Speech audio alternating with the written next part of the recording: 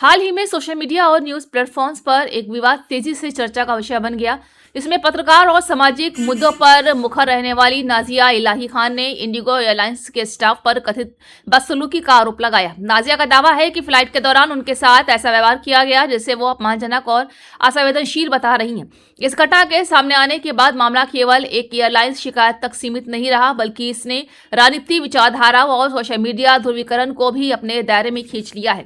नाजिया इलाही खान ने social media platform x पर एक के बाद एक पोस्ट साझा करते हुए कहा है कि फ्लाइट में उनके साथ जो व्यवहार हुआ वो केवल व्यक्तिगत नहीं था, बल्कि एक बड़े सिस्टमैटिक रवैये को दर्शाता है। उन्होंने ये भी कहा है कि जब उन्होंने अपने अधिकारियों की बात की तो स्टाफ का रवैया और कठोर हो गया। लखनऊ में मतदाता सूची के विशेषज्ञ पुनरीक्षण यानी कि SIR अभियान के दौरान बड़ी परेशानी सामने आई है। शहर में करीब 38.87% यानी कि 14 लाख से अधिक वोटर ऐसे हैं जिनके नाम गणना पत्र जमा न होने के कारण वोटर लिस्ट में दर्ज नहीं हो पा रहा है। इसे लेकर जिला निर्वाचन प्रशासन में हलचल तेज हो गई है। अब SIR अभियान की अवधि को आगे बढ़ाए जाने की संभावना जताई जा रही है। लखनऊ में कुल 39.87 लाख वोटर्स है जिनका SIR होना है। रिपोर्ट के मुताबिक SIR अभियान के दौरान ये सामने आया है कि बड़ी संख्या में वोटरों ने अब तक अपने गणना पत्र BLO को जमा नहीं किए हैं। ऐसे वोटरों की तलाश के लिए विधानसभा क्षेत्रवार छानबीन शुरू कर दी गई है। उत्तर प्रदेश के बरेली से बड़ी प्रशासनिक कार्रवाई की खबर सामने आई है, जहां नगर निगम और जिला प्रशासन ने संयुक्त अभियान चलाते हुए 1200 वर्ग मीटर के बने एक अवैध बारात घर पर बुलडोजर चला दिया। ये कार्रवाई लंबे समय से दर्ज शिकायतों और नोटिस के बावजूद निर्माण न हटाए जाने के बाद की गई। प्रशासन का कहना है कि निर्माण पूरी तरह अवैध था और सरकारी भूमि पर कब्जा कर बनाया गया था। वहीं प्रशासनिक अधिकारियों के मुताबिक संबंधित बारात घर के मालिकों को पहले कई बार नोटिस जारी किए गए थे, जिसमें निर्माण से जुड़े वैध दस्तावेज पेश करने और वैध हिस्से को से हटाने के निर्देश दिए गए थे, लेकिन तय समय के बावजूद भी कोई ठोस कार्रवाई नहीं की गई। बांग्लादेश से सामने आई गंभीर और संवेदनशील घटना को लेकर अब देश विदेश में प्रतिक्रियाएं तेज हो गई हैं।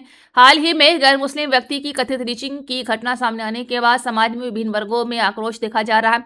इस घटना को लेकर अब इस्लामिक धर्मगुरु और मौलानाओं ने खुलकर अपनी राय रखी है और कड़ी निंदा की है। मौलानाओं और इस्लामिक विद्वानों ने साफ शब्दों में कहा है कि लीचिंग या भीड़ द्वारा हिंसा का इस्लाम से कोई संबंध नहीं है। अपने घर को हम देख नहीं रहे, दूसरे के घर में झांकने की कोशिश कर रहे हैं। बांग्लादेश में किसके साथ क्या हो रहा है भाई, मुझे उससे क्या लेने देना। मेरे घर में अभी 6 दिन पहले बिहार में ताहिर हुसैन की मॉब लिंचिंग हुई। उस पर विश्व हिंदू परिषद ने कोई धरना प्रदर्शन किया? नहीं किया। कोई आवाज किसी ने उठाई? नहीं उठाई। किसी नेता ने कुछ उसके लिए बोला? नहीं बोला। इसलिए कि वो मुसलमान है और आप प्रदर्शन कर रहे हो इसलिए कि वो हिंदू था मरने वाला। मैं उसकी निंदा करता हूं। मैंने पहले भी बयान दिया, मैं आज भी कहता हूं कि उसको मारने वाले मुसलमान नहीं हो सकते।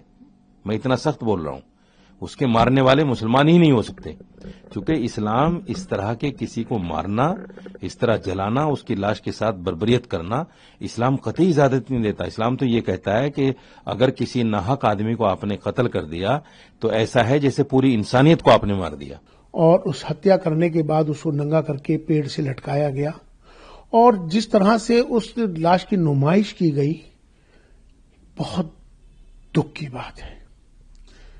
मैं पूछना चाहता हूं बांग्लादेश के चीफ इमाम से, मैं पूछना चाहता हूं बांग्लादेश के चीफ काजी से, मैं पूछना चाहता हूं बांग्लादेश के इमामों से, मैं पूछना चाहता हूं बांग्लादेश की आवाम से, क्या ये एहसान का बदला आज आप भारत को ये दे रहे हैं? भारत ने हमेशा से बांग्लादेश का सहयोग किया, चाहे वो आर्थिक स्थिति हो, चाहे वो व्यापार का मामला हो, चाहे उनका इंफ्रास्ट्रक्चर का हो, हर कदम पे भारत बांग्लादेश के साथ खड़ा रहा। उसको देख करके वाकई में बड़ी चिंता होती है और भारत के लिए बहुत चिंता की बात है, क्योंकि जाहिर सी बात है बांग्लादेश के हालात जिस तरीके से वहां पर कानून अपने हाथ में ले लिया गया पूरी तरीके से और लोगों को मारा जा रहा है, तो ये उस मुल्क के लिए भी लॉ एंड ऑर्डर की बड़ी खतरनाक सिचुएशन है और हमारे मुल्क के लिए भी चिंता की बात है।